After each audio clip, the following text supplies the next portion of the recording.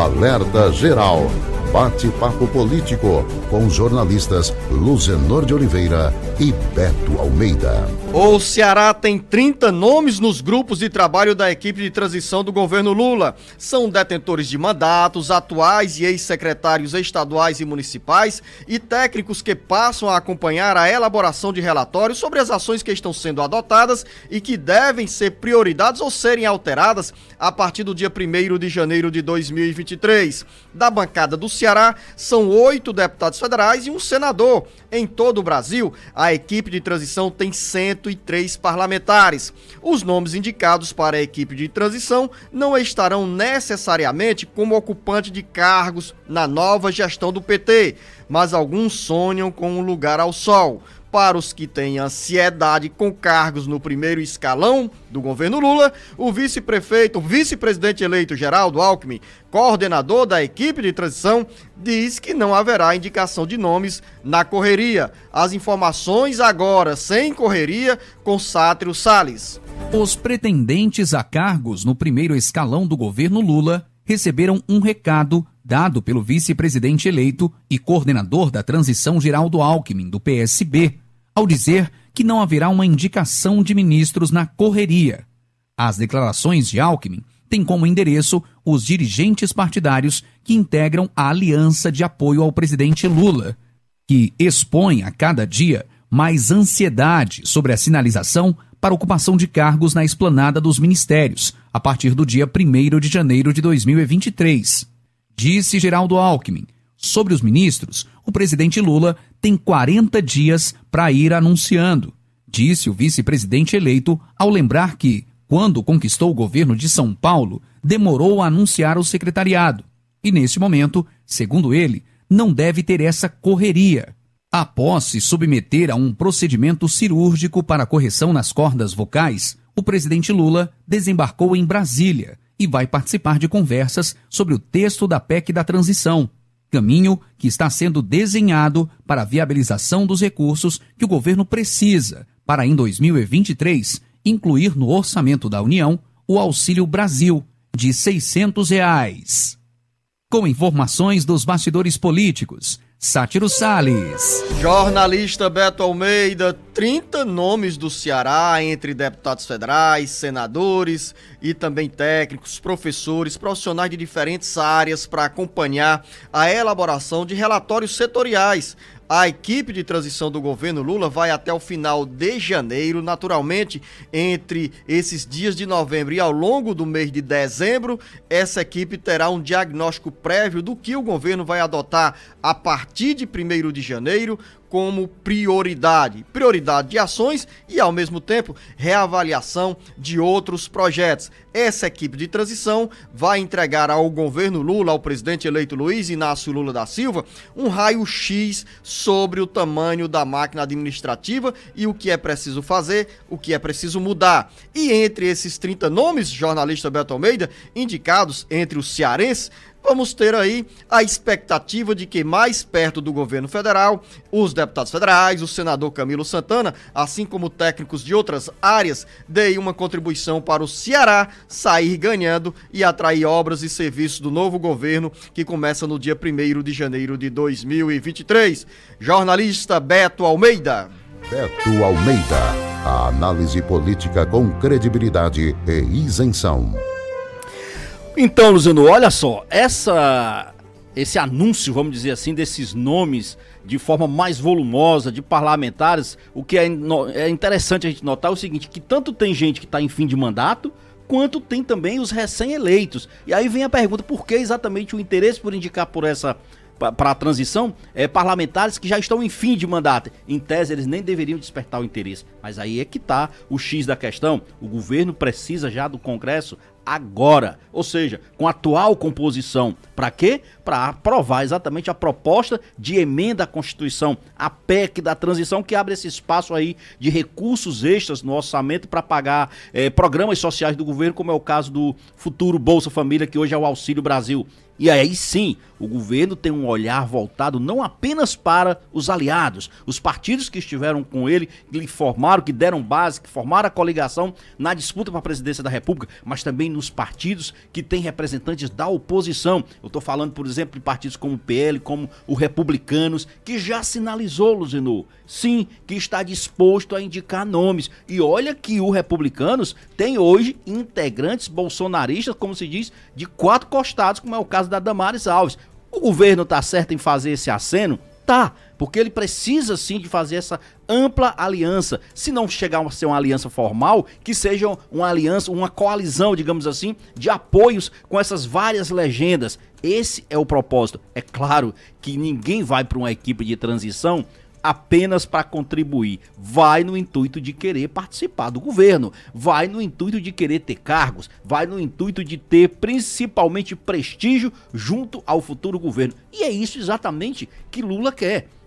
Não é por acaso, por exemplo, Luciano, que dos 5 nomes indicados em nível nacional pelo PDT, 4 deles são aqui do Ceará. Então, assim, e olha que o PDT teve posições porque firmes e de críticas a Lula, claro, porque tinha um candidato à presidência, Ciro Gomes, que foi bastante ácido, mas isso não impede, logicamente, o PDT de estar nessa linha de apoio. Eu vi nas redes sociais muita gente dizendo que não dava para imaginar a presença, por exemplo, a partir aqui da realidade do Ceará, de nomes como do presidente estadual do partido, o deputado federal André Figueiredo, que não só coordenou a campanha do adversário de Elmano aqui, que é o ex-prefeito Roberto Cláudio, como também avalizou em nível nacional muitas críticas por meio de Ciro Gomes. Ora, isso daí, Luciano, é ter uma visão míope, curta, de como se fazer política. O PT e o Lula, principalmente, tem essa visão de que é preciso ampliar esse leque de partidos, de alianças e ter, naturalmente, essas pessoas, esses então adversários, próximo ali da sua gestão. É por isso que o Ceará tem esses nomes, por exemplo, do PDT. Ei, jornalista Beto Almeida, mas escuta aqui, eu disse também, o Sátrio Salles nos trouxe a informação sobre o recado do presidente eleito Geraldo Alckmin. Não adianta correria nem pressa, porque não haverá definição de nomes diante de cobranças e também de pressões e, naturalmente, do assédio que existe, especialmente quando você passa a integrar a equipe de transição. Porque na equipe de transição você está mais perto da perspectiva de poder, está bem colado nos articuladores políticos de quem vai ter mandato, de quem vai ter poder, melhor dizendo, e nesse cenário de conversa surgem as pressões, os apelos, os acenos para a composição do Ministério do Governo Lula e também para preenchimento de cargos numa imensa máquina da administração federal. E o Geraldo Alckmin deu esse recado, olha, não tenham pressa, não precisa correria, mas o tempo corre, Beto.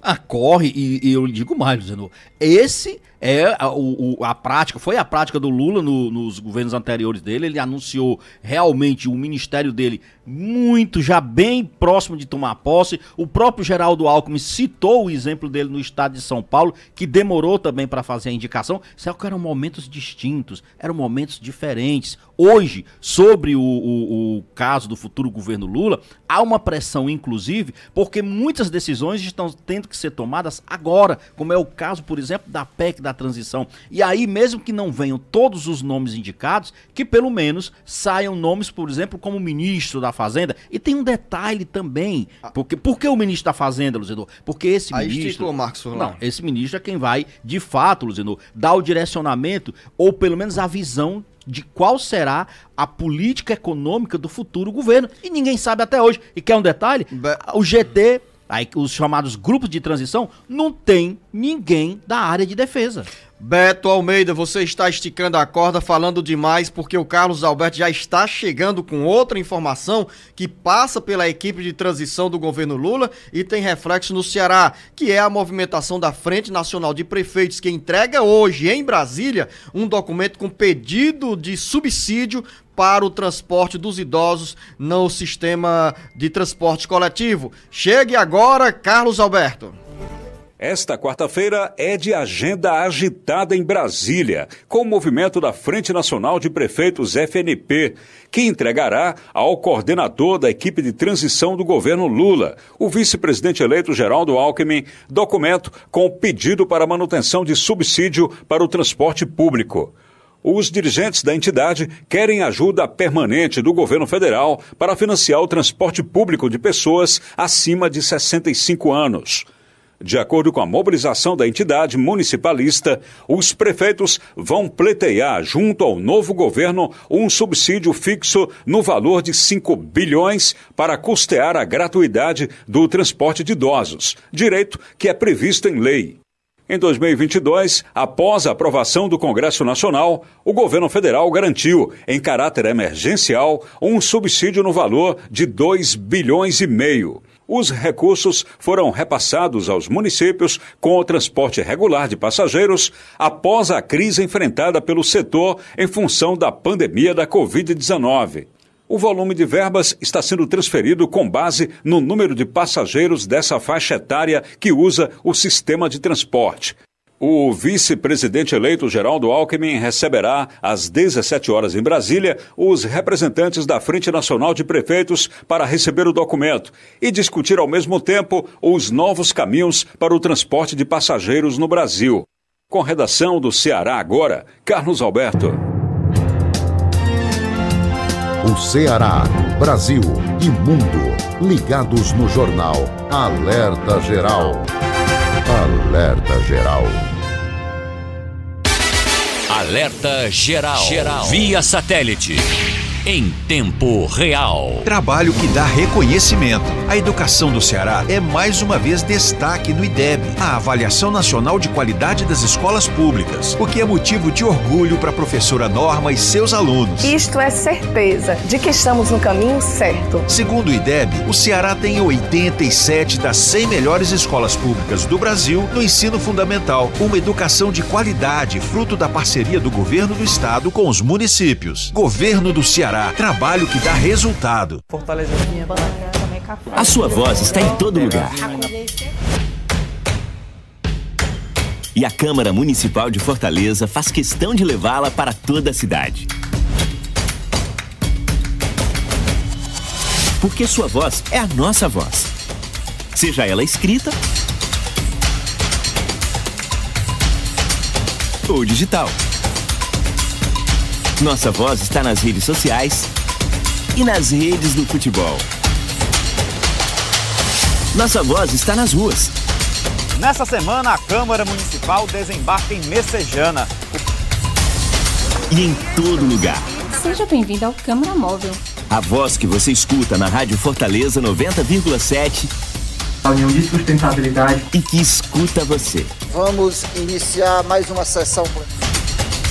A sua voz, a nossa voz, a nossa Fortaleza. Se liga, empreendedor! Vem aí o maior evento digital de vendas do Ceará, Turbina de Vendas. Aumente o seu faturamento com o Sebrae Ceará. Nos dias 29 e 30 de novembro, os melhores profissionais de marketing e vendas do Brasil vão partilhar o conhecimento necessário para você vender cada vez mais. Inscreva-se gratuitamente pelo site eventoturbinadevendas.com.br. Mas corre, que é por tempo limitado, hein? eventoturbinadevendas.com.br.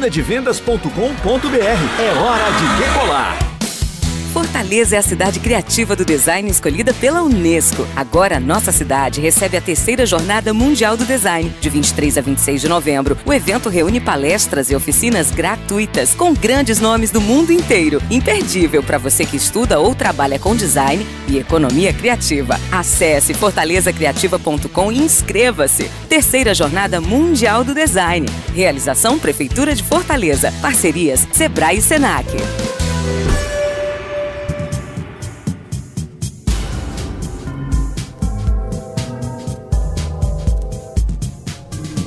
Alerta Geral. 7 horas e 33 minutos. Tem mudanças a caminho na área da prestação de serviço da energia elétrica, alvo de críticas, do descontentamento e de denúncias dos consumidores. Enel vai vender a operação no Ceará. É hora de ir embora agora, quem conta é o Carlos Alberto. Alvo de constantes críticas dos consumidores em função da qualidade dos serviços, a Enel se prepara para deixar o estado do Ceará. O grupo que controla a empresa, segundo reportagem do jornal O Globo, vai vender a distribuidora de energia no Ceará em 2023. A estratégia com essa iniciativa é priorizar a atuação no Rio de Janeiro e em São Paulo.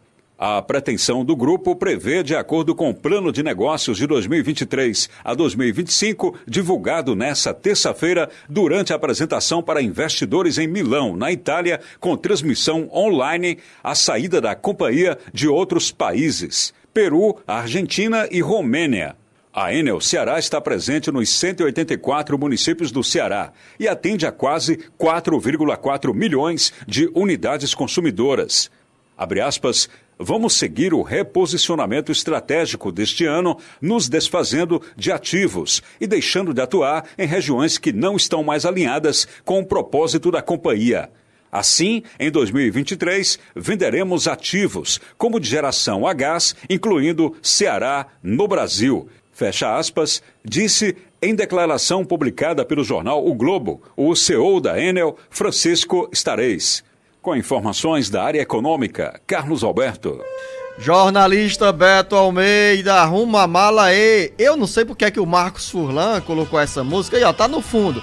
Será que já tem gente com saudade da Enel ou já tem muita gente querendo que a Enel vá embora? Porque tem outra música também, né, que diz assim, tá na hora, vai embora, alguma coisa assim. Afinal, Beto Almeida falando mais seriamente, a Enel vai deixar o Ceará porque aqui não dá o resultado que o grupo precisa e, ao mesmo tempo, quer investir em outros países. Mas dentro da nossa realidade, é um bom negócio para o cearense, é uma oportunidade para os ajustes na nova prestadora de serviço da área da energia elétrica, porque do jeito que está, Beto Almeida, é difícil, hein? É difícil, Zino, olha só. Tem sim, tem essa questão de que a Enel quer enxugar as operações, mas a saída dela do estado do Ceará não está relacionada, para ser sincero, com a falta de lucro, não. Pelo contrário, a empresa lucra bem no estado do Ceará. O problema com a Enel e a Enel com os cearenses é que ela não conseguiu estabelecer uma sintonia, Luzenu, que estava refletindo na imagem da empresa. Uma sintonia de satisfação com o serviço que estava sendo prestado. São quase 4,5 milhões de consumidores aqui no estado do Ceará que, sim, colocam a Enel numa posição economicamente boa, não tem prejuízo. A empresa, é bom que se diga, não conseguiu foi criar essa conexão com os cearenses. É bom, vamos... Será que há essa preocupação, jornalista Beto Almeida? Há um sentimento de que, Beto Almeida, esses grupos chegam, levam o lucro, vão embora, bye bye, e deixam o abacaxi nas mãos da população, como é o caso da Enel, que hoje tem um péssimo serviço, talvez seja a empresa entre as prestadoras de serviço na área da energia elétrica no Brasil que é mais alvo de críticas, de denúncias aqui mesmo na Assembleia Legislativa, que a Assembleia foi omissa quando deixou de investigar a Enel por meio de uma comissão parlamentar de inquérito. A maioria dos deputados estaduais cruzou os braços. A Assembleia deveria ter cumprido um papel de maior sintonia com a população do Ceará, mas aí ficou naquele tempo, vamos deixar para amanhã. E a Enel agora vai arrumar as malas para ir embora. Exatamente. Não, olha só, a questão toda é, você diz, será que ela tem essa preocupação? Tem, porque isso afeta na própria imagem da empresa. É bom que se diga que a Enel, ela hoje... Primeiro, a Coelce foi privatizada em 1997. Em 98, quem adquiriu aqui a concessão foi a Endesa, que era espanhola, que vendeu para a italiana, para a Enel.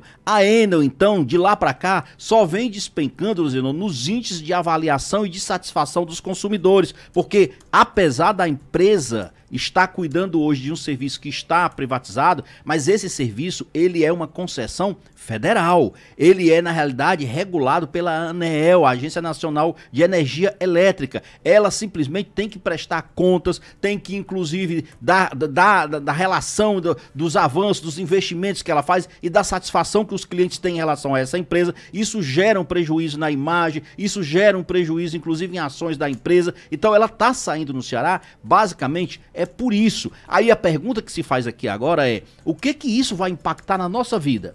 Na minha vida, na sua e de tantos dos nossos ouvintes? De verdade? Nada. Nada. Não vai impactar nada. Ou impactar, Beto, não, que vai, a chegada de uma nova empresa, vai melhorar. O impacto é justamente a torcida no sentido de que negativamente nós tenhamos uma nova empresa que preste um serviço de qualidade e de forma mais decente à altura do preço que é pago pelo cearense, porque hoje a energia no Ceará é cara, caríssima e o serviço é ruim. Há poucos dias tivemos aqui a participação do repórter Sátiro Salles falando sobre as queixas, as denúncias, a insatisfação de consumidores e municípios da região do Maciço do Baturité com a constante oscilação do serviço prestado pela Enel. Então, diante da má prestação de serviço, a Enel vai embora e, repito, sem deixar saudade, né, Beto? Sem deixar saudades. Espera-se. Não vai deixar saudades. Olha só, a Coelce, a antiga Coelce, ela foi privatizada por 30 anos, ou seja, a concessão foi dada por 30 anos para iniciativa privada. 98, então nós vamos ter até 2028 uma empresa que vai, do setor privado, que vai exatamente coordenar, administrar essa questão da distribuição de energia elétrica no nosso estado. Sem lembrar, você não pode esquecer, inclusive, que o país todo discute hoje novas matrizes de geração de energia. O Ceará hoje já tem uma autonomia enorme na geração de energias alternativas, eólica, solar, e vem aí outras formas de geração de energia. Então, é um momento que vai ser crucial para a gente, inclusive, discutir quando a gente vai deixar de ser um consumidor cativo. Quando eu digo cativo, é o consumidor que só tem uma opção para você ter o seu serviço de distribuição de energia, que no caso aqui do nosso estado é a Enel. Então é um momento, inclusive, propício para se começar a trabalhar discussões em relação a essa mudança. Vamos continuar aqui, já entrando na reta final do bate-papo político, porque hoje tem reunião em Brasília entre o presidente do Tribunal Superior Eleitoral, ministro Alexandre de Moraes, e os comandantes gerais das polícias militares. Quem chega agora com essa informação é o repórter Sátiro Salles. O que está por trás dessa reunião e o que deseja Alexandre de Moraes nessa conversa com os comandantes gerais das polícias militares?